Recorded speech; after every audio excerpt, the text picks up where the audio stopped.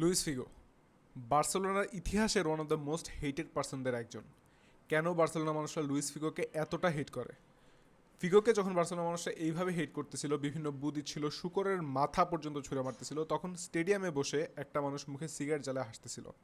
সেটা হচ্ছে Florentino Rodriguez Perez, the godfather, you can say the big brain of football. ইতিহাসে বহুত player আছে যারা বার্সেলোনা এবং রিয়াল মাদ্রিদ দুই ক্লাবেরই হয়ে খেলছে, তাহলে কেন এতটা হেট ফিগোকে ভোগ করতে হয়? কিভাবে লুইস ফিগোকে তার মাস্টার ক্লাস প্ল্যান দিয়ে ফ্লোরেন্তিনো পেরেজ রিয়াল মাদ্রিদে নিয়ে আসে তাদের রাইভেল বার্সেলোনার কাছ থেকে, তা নিয়েই কথা বলবো আজকে আমার নতুন চ্যানেল স্পোর্টস ম্যাটিকে। যদি ভিডিওটা ভালো লাগে তাহলে অবশ্যই লাইক, কমেন্ট, শেয়ার এবং সাবস্ক্রাইব করবেন চ্যানেলটাকে। আর পুরো ভিডিওটা দেখবেন। চলুন ভিডিওতে যাওয়া যাক। ওকে, তো সালটা ছিল 2000।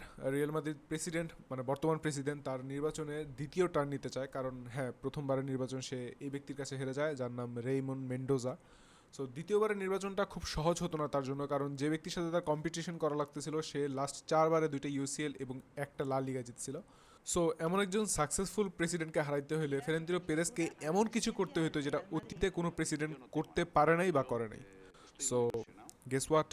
Que si yo soy presidente del Real Madrid, Luis Figo, jugador del Real Madrid. এখন কথা হচ্ছে, হু ইজ লুইস ফিগো?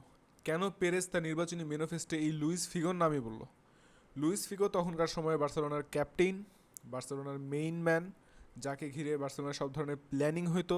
আপনি বলতে পারেন তখনকার সময় মেসি, হ্যাঁ, ওই ধরনের প্লেয়ার ছিল না, বাট তার ইম্পর্টেন্সটা ওই টিমে এতটাই ছিল।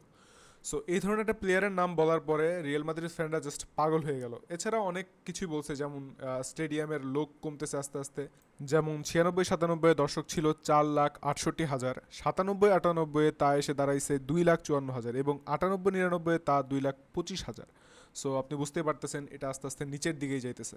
মানে ফ্যানদের কোনো কেয়ারই নাই যে তাদের টিম ট্রফি জিততেছে, তারা খেলা দেখতে মাঠেই আসতেছে না। সো এই সব কিছু তুলে ধরার পরও পেরেজের জিতা খুব একটা শিওর ছিল না।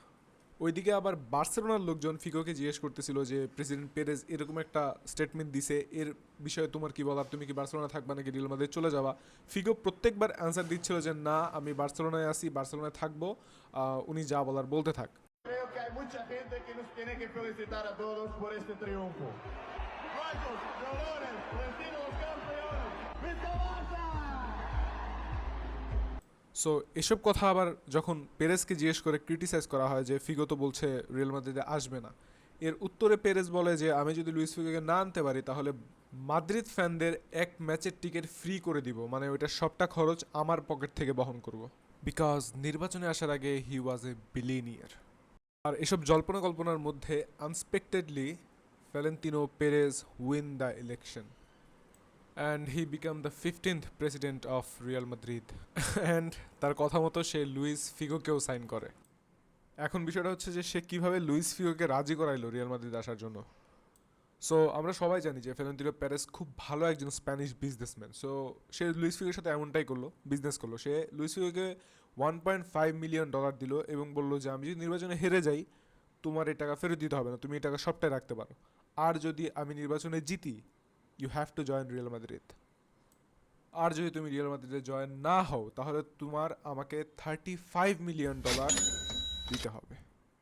ফ্লোরেন্তিনো পেরেজের প্ল্যান ছিল সিম্পল, হয়তো লুইস ফিগো আসবে, আর যদি লুইস ফিগো না আসে তাহলে লুইস ফিগোর দেওয়া $35 মিলিয়ন দিয়ে সে ফ্যানদের যে ওয়াদা করছিল তাদের বিনামূল্যে খেলা দেখাবে, ওইটাও করে ফেলতে পারবে।